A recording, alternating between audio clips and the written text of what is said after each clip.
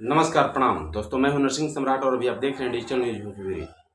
दोस्तों, आज हम बात करेंगे पावर स्टार पवन सिंह के बारे में। पावर स्टार पवन सिंह ने बहुत दिन पहले ही ये घोषणा कर दी थी कि मुझे चुनाव लड़ना है किसी भी स्थिति में, क्योंकि मैंने अपने माँ से वादा किया है और मैं अपने माँ का वादा हमेशा पूरा पहले भी करते आया हूँ और अभी भी पूरा करता रहूँगा। पावर स्टार पवन सिंह ने चुनाव निर्दलीय भी लड़ा, लेकिन काराकाट से। काराकाट में चुनाव लड़ने से निर्दलीय पवन सिंह को फायदा हुआ या नहीं हुआ, बीजेपी पार्टी को बड़ा नुकसान हुआ। और एक एक सीट पे नहीं बल्कि बहुत सारे सीटों पे। आप समझ लीजिए इस बात को कैसे। पावर स्टार पवन सिंह को बीजेपी पार्टी ने, चूंकि बीजेपी पार्टी में बहुत दिन से काम करते हुए नजर आ रहे थे, स्टार प्रचारक के रूप में वे 2014 से ही काम करते हुए आ रहे हैं। उन्होंने अपने दिमाग में ये बैठा के रखा था कि मुझे शायद आरा से टिकट मिल जाए, लेकिन बीजेपी पार्टी ने उनको टिकट दिया आसनसोल से। किसी कारणवश पावर स्टार पवन सिंह ने उस टिकट को वापस कर दिया और इस उम्मीद में ये बैठे रहे कि मुझे आरा से टिकट मिलेगी। लेकिन आरा से वर्तमान सांसद जो थे आर.के. सिंह, 10 साल से यहाँ पे थे और मंत्री भी थे, उन्होंने ये सीट छोड़ने का निर्णय नहीं लिया। बोले कि मैं यहीं से लड़ूंगा, मैं कहाँ जाऊंगा। हुआ क्या फिर, पावर स्टार पवन सिंह ने निर्दलीय चुनाव लड़ने का घोषणा कर दिया। कहाँ से? काराकाट से। काराकाट से निर्दलीय चुनाव लड़ने का नतीजा ये हुआ कि बीजेपी को लगभग 3-4 सीटों का नुकसान भुगतना पड़ा। अगर पावर स्टार पवन सिंह आरा से चुनाव लड़ते तो हो सकता है आर.के. सिंह को कहीं और भेजा जाता। अगर आर.के. सिंह यहाँ पे आके पावर स्टार पवन सिंह का प्रचार प्रसार कर देते तो हो सकता है निश्चित पावर स्टार पवन सिंह का जीत हो जाती। लेकिन पावर स्टार पवन सिंह को यहाँ से टिकट नहीं मिला और उन्होंने दलीय चुनाव काराकाट से लड़ने का फैसला लिया। काराकाट का चुनाव लड़ने से 2 वहाँ पे प्रत्याशी थे। महागठबंधन से राजाराम सिंह कुशवाहा थे और एनडीए से उपेंद्र सिंह कुशवाहा थे, यानी 2 कुशवाहा थे वहाँ पे। हुआ यूँ कि पावर स्टार पवन सिंह जब वहाँ पे इलेक्शन निर्दलीय चुनाव लड़ने का फैसला किया तो निश्चित तौर पे वोट जो कटेगा वो एनडीए का ही वोट कटेगा। दोनों पार्टी के कट सकते हैं, लेकिन खास करके ज़्यादा एनडीए कटा, जिसका नतीजा आप देख रहे हैं। उपेंद्र सिंह कुशवाहा हार भी गए। लेकिन उपेंद्र सिंह कुशवाहा के जितने सारे समर्थक हैं आरा के, खास करके वो नाराज हो गए कि पावर स्टार पवन सिंह को गेम करके ऐसा वहां से खड़ा किया गया है। इसलिए हम लोग यहाँ पे जो बीजेपी के सांसद है, यानी यहाँ देखिए जातीय समीकरण आ गया। यहाँ पे जो है जातीय समीकरण आने की वजह से आर.के. सिंह का हार हुआ। अगर पावर स्टार पवन सिंह निर्दलीय चुनाव काराकाट से नहीं लड़ते तो निश्चित तौर पे है कि आर.के. सिंह भी जीतते और वहाँ उपेंद्र कुशवाहा भी जीतते।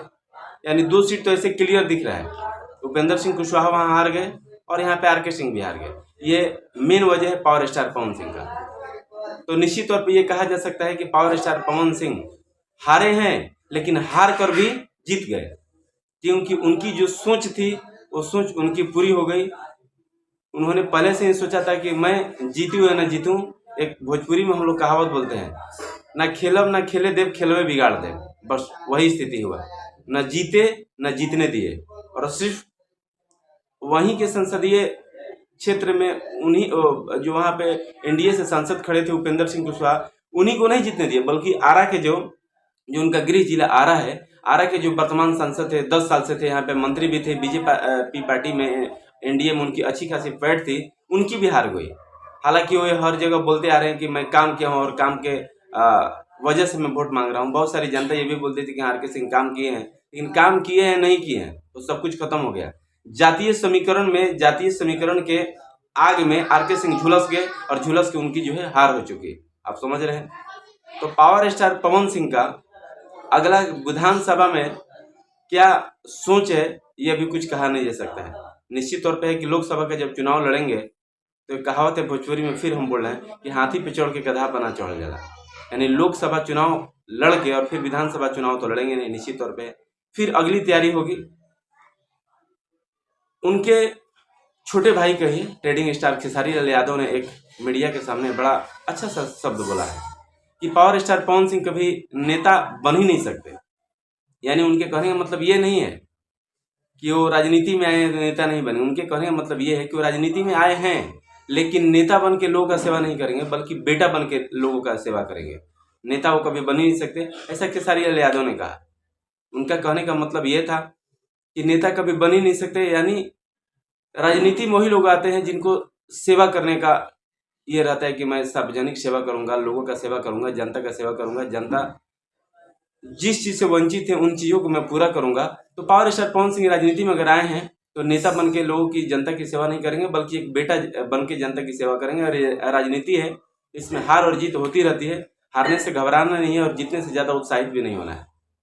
तो फिर अगला बार ट्राई होगा, देखा जाएगा। मैं यही बोलूँगा कि पावर स्टार पवन सिंह को लोगों ने जो भी प्यार दिया, दुलार दिया, फर्स्ट बार चुनाव लड़े और इतना सारा उनके लिए बहुत कुछ था।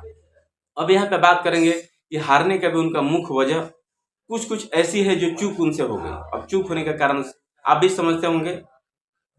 मेन वजह यह है कि पावर स्टार पवन सिंह जब वहां से चुनाव लड़ने के लिए खड़ा हुए तो उनके साथ में जो रहने वाले थे वो बोले कि भैया चलिए यहाँ पे घूम लिया जाए, वहां पे चला जाए। यानी उनके साथ में रहने वाले जहां जहां बोले वहीं पे पावर स्टार पवन सिंह है।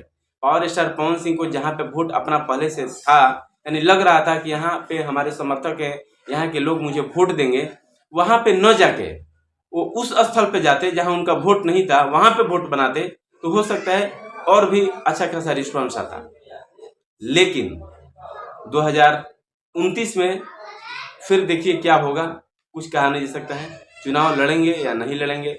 लेकिन पवन भैया ये मैं जरूर कहूँगा कि पावर स्टार की जैसे जनता ने आपको उपाधि दी है भोजपुरी में, और भोजपुरी में जैसे आप तहलका मचाते हैं वैसे ही तहलका मचाते रहिए और एक से एक बढ़ के गाना आप देते रहिए और लोगों का दुलार प्यार आपको मिलता रहेगा उसी गाने से।